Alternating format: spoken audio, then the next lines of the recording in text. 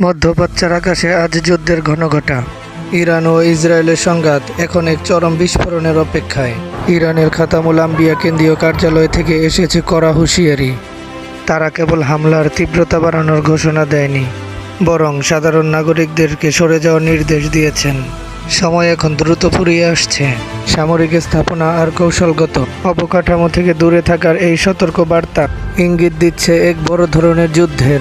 কিন্তু মনে রাখবেন, ইতিহাস আমাদের শিখিয়েছে, যুদ্ধে জয় হয় কেবল মৃত্যু, আর পরাজয় ঘটে মানবতার। ভূখণ্ডের লড়াই যখন চরমে পৌঁছায়, তখন সাধারণ মানুষের জীবন হয়ে ওঠে সস্তা।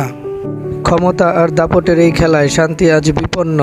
আজ আমাদের ভাবার সময় এসেছে, এই ধ্বংসলীলা কি সত্যিই কোনো সমাধান আনে, নাকি ঘৃণা কেবল ঘৃণা আর প্রতিশোধের জন্ম দেয়? আসুন আমরা শান্তির জন্য প্রার্থনা করি, কারণ দিন শেষে মানুষ বাঁচে ভালোবাসায়, বারুদের গন্ধে নয়। সৃষ্টিকর্তা আমাদের শুভ বুদ্ধি দান করুন।